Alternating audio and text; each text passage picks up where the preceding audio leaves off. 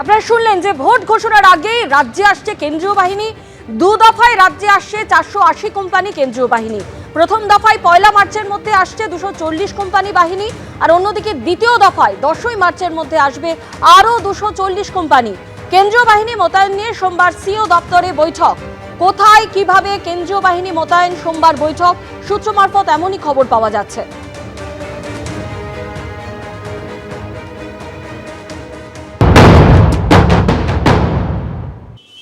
যুদ্ধ হবে একটা বাংলা, আর কি হবে এই দেখি। আমরা চাইবো যে মানুষ নিশ্চিন্তে নিরাপদে নির্বিঘ্নে ভোট দিতে পারবে, বাকি আমাদের কোনো কনসার্ন নেই। নিশ্চিন্তে নির্বিঘ্নে নির্ভয়ে মানুষ ভোট দিক, এটা আমরা চাই। সুপ্রিম কোর্টে বারে বারে আমাদের রাজ্যের আইন শৃঙ্খলা সেটা নিয়ে কটু কথা আসছে, খুবই বিপজ্জনক। এতে বাংলার মানুষের মাথা হেট হয়ে যায়, নিচু হয়ে যায়, মুখ কালিমালিপ্ত হয়ে যায়। কি সর্বনাশের জায়গাতে নিয়ে গেছে পশ্চিম বাংলাটাকে। এবং তারপর নির্বাচন কমিশন বেশ দু দফায় বহু কোম্পানি সেন্ট্রাল ফোর্স পশ্চিমবাংলার জন্য দেওয়ার কথা নির্দিষ্ট করেছে। কিন্তু আমি শুধু বলছি যে এটা তো দায় মুখ্যমন্ত্রী। এক দফায় ভোট হতো পশ্চিমবাংলায়, উনি বলে দিলেন যে অবস্থা এত হাল খারাপ, তখন বামফ্রন্টকে কালিমালিপ্ত করতে গিয়ে দফায় দফায় ভোট এবং কেন্দ্রীয় বাহিনীর কথা মুখ্যমন্ত্রী বলতেন। সরকারের অপরাধ, তার থেকে স্বীকারোক্তি, তার থেকে সুপ্রিম কোর্টের মনোভাব, তার থেকে নির্বাচন কমিশনের মনোভাব, এ দায় মুখ্যমন্ত্রী। ভোটের আগে ভাষা দিবসে বাঙালি আবেগে শান দিলেন মুখ্যমন্ত্রী। ফের বাঙালিদের ওপর অত্যাচার হচ্ছে বলে অভিযোগে সরব হন মমতা বন্দ্যোপাধ্যায়। পাল্টা আক্রমণ বিরোধী দলনেতা।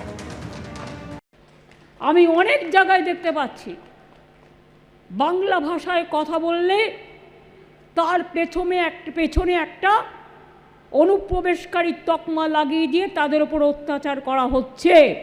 এই দেশে আমার এখানেও 1 কোটি 1.5 কোটি লোক কাজ করেন বাইরের। তাহলে আমাদের লোকেরা কি অপরাধ করলো যে আজকে তাদের ওপরে সন্ত্রাস চালাতে হবে? আর যারা অত্যাচার করছেন একটা পার্টিকুলার বিধর্মী কিছু লোকজন, বাংলা বিদ্বেষী, মানব না, বাংলার অসম্মান। একমাত্র মানুষের কাছে আমরা মাথা নত করি, আমরা দিল্লির লাড্ডুদের কাছে করি না। সরি, দিল্লি থেকে এসে বাংলা দখল করা যায় না। উনি কিভাবে আরবি ভাষা ঢুকিয়েছেন, জলকে পানি, আকাশকে আসমান। আপনি দেখবেন কত কত ভাষা আছে। রামধনুকে কি বলেছেন, এগুলো পড়বেন। চাচা চাচি, আব্বা আম্মা, এসব কত কথা সেখানে বলা আছে। উনি যে স্লোগানগুলো দেন, ইনশাল্লাহ, মুক্ত মুখরা, সব মিটিংয়ে আমরা শুনি।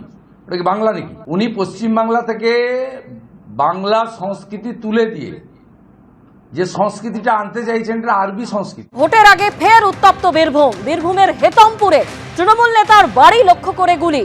দুবরাজপুর থানায় অভিযোগ দায়ের। প্রাণে মারার উদ্দেশ্যে হামলা, অভিযোগ শাসক নেতার।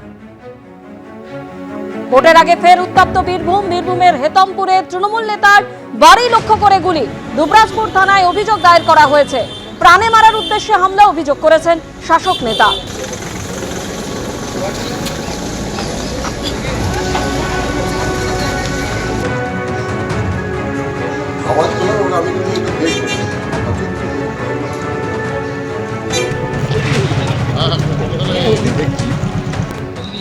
এবিপি আনন্দ, এগিয়ে থাকে, এগিয়ে রাখে।